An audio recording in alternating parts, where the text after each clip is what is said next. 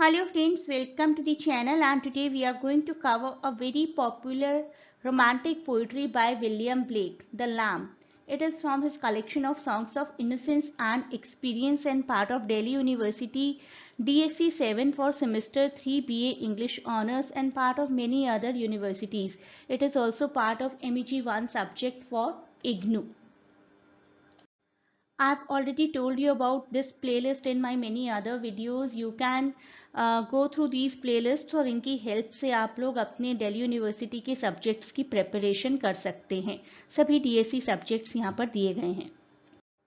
आपके सेमेस्टर 1 और 3 के एग्ज़ाम्स होने वाले हैं बहुत ही जल्दी, तो उन एग्ज़ाम्स की प्रिपरेशन आप यहाँ से कर सकते हैं. जब तक आपके एग्ज़ाम्स होंगे, अभी देयर इज़ अप्रॉक्सीमेटली 2 months, लगभग 2 महीने का टाइम अभी भी है. तो आप उन 2 महीनों तक जितने वीडियोस अभी तक बने हैं उसको देखिए, अपने नोट्स बनाइए और जब तक आपके एग्ज़ाम्स होंगे बाकी वीडियोस आपके लिए प्रिपेयर हो जाएंगे. तो अपनी प्रिपरेशन को अपनी तरफ से इंटैक्ट रखिए. That is the best that you can do to yourself. मैं आप सबको हमेशा कहती हूँ, कोई भी वीडियो जब मैं आपके लिए क्रिएट करती हूँ या अपने लाइव सेशंस में भी, कि राइटर्स पर भी कॉन्सेंट्रेट करिए. चाहे आप किसी ऑब्जेक्टिव एग्जाम की प्रिपरेशन करें, MCQs के लिए, कॉम्पिटिटिव एग्जाम के लिए या फिर सब्जेक्टिव की, राइटर के बारे में जानना बहुत ज़रूरी है. At least birth year, death year और राइटर का एरा आपको पता है तो हाफ बैटल इज़ वन. बहुत पॉपुलर राइटर थे रोमांटिक एरा के, famous today as an imaginative and original English poet, painter, engraver and mystic. बहुत रिगार्ड किया जाता है उन्हें as a great figure in romanticism. और सॉन्ग्स ऑफ इनोसेंस और एक्सपीरियंस, ये इनका बहुत ही बेहतरीन कलेक्शन है. Respectively got published in 1789 and experience got published in 1794.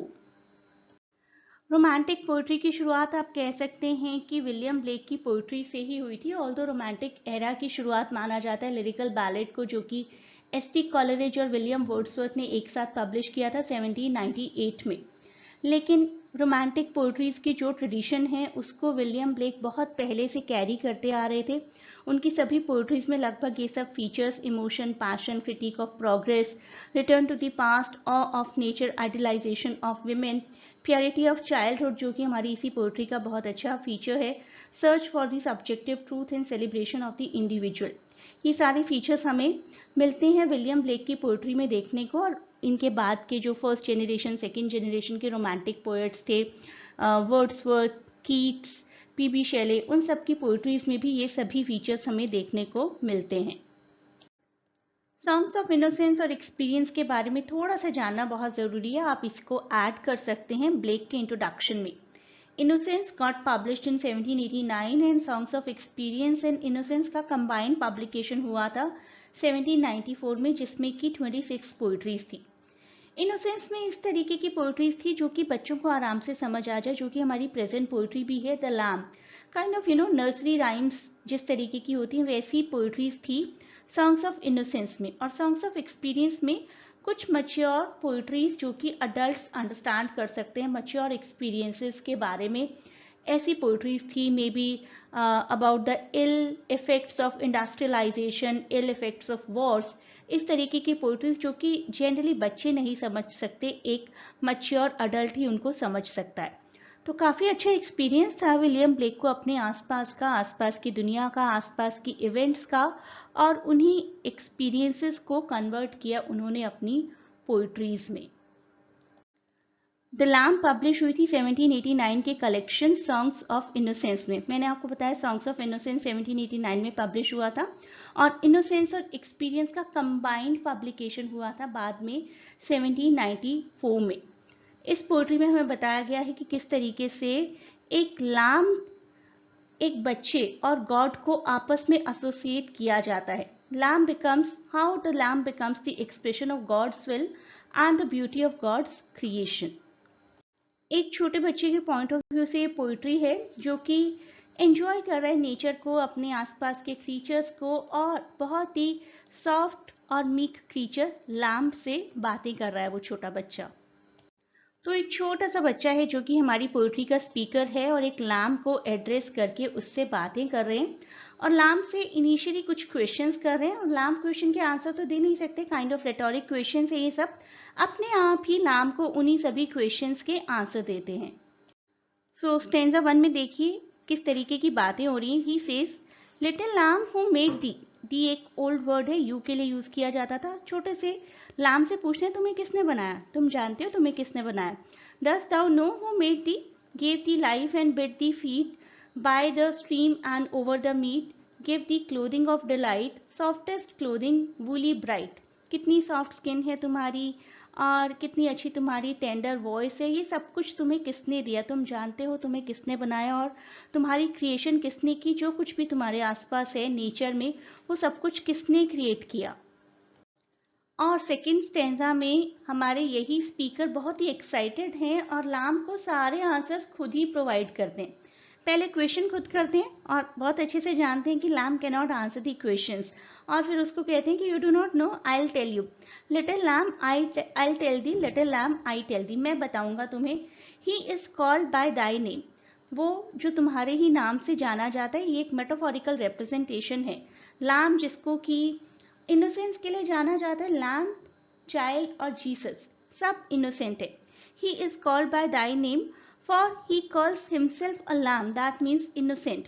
He is meek, he is mild, he became a little child. I a child and thou a lamb, we are called by his name.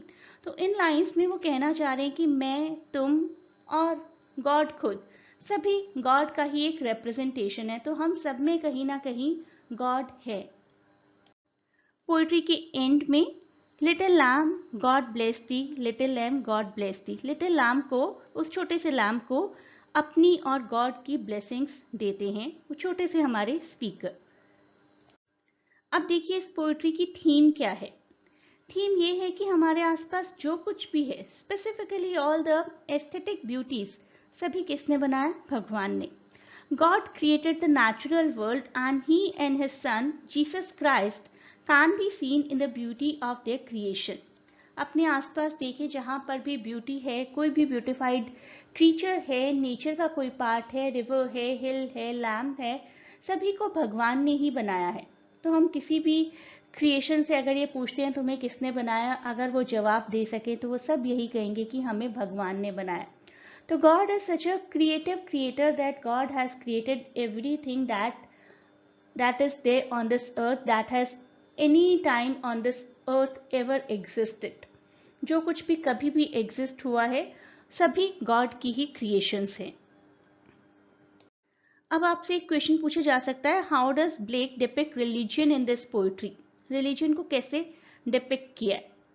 देखिए हमारे जो lamb हैं वो भी joyful हैं और जो speaker हैं वो भी जॉयफुल हैं। Overall the poem appears to be a praise of God's wonderful creation, जिस पर कि लैम भी खुश हैं और वो हमारे छोटे स्पीकर भी खुश हैं। स्पेशली लैम के बारे में है कि इतनी soft, meek, mild, tender creation किसकी है, भगवान की। तो रिलीजन क्या कहता है हमारा कि सब कुछ भगवान ने ही बनाया, और ये पोइट्री भी हमारी यही कहना चाह रही है। Jesus is also associated with positive images such as the meekness and tenderness of the lamb and the innocence of a child. हम कहते हैं ना बच्चे भगवान का रूप है, उसका मतलब यही है कि भगवान में जो भी मीकनेस, जो भी टेंडरनेस, जो भी इनोसेंस है, वही सब क्वालिटीज बच्चे में भी पाई जाती है। और हमारी ये पोइट्री कह रही है कि वही सब क्वालिटीज एक लैम्ब में भी पाई जाती हैं। As a result, Blake implies that the peaceful teachings of Jesus are a desirable component of organized religion. Religion भी हमें अपने आसपास की हर चीज से प्यार करना ही सिखाता है, और वही इस पोइट्री में भी सिखाया जा रहा है। Children and lambs are delicate and innocent just like God, which could be interpreted as a criticism of biblical figure. Biblical figure Jesus Christ को हम जिस तरीके से इनोसेंट मानते हैं, डेलिकेट मानते हैं, वही क्वालिटीज चाइल्ड और लैम में भी हैं। तो ये पोइट्री डायरेक्टली रिलीजन को रिप्रेजेंट करती है। एक बार फिर से देख लीजिए, ये सभी प्लेलिस्ट हैं जो कि डिस्क्रिप्शन में भी गिवन है। आपके सभी डीएससी सब्जेक्ट्स की और डीएसई सब्जेक्ट की प्लेलिस्ट प्रिपेयर की जा रही है, that also you are going to get very soon. Please do not forget to share and subscribe the channel and like and comment on this video. In the end, I would like to say best of luck to all of you for your upcoming examination and a great thanks for watching the videos. Please keep sharing as much as possible.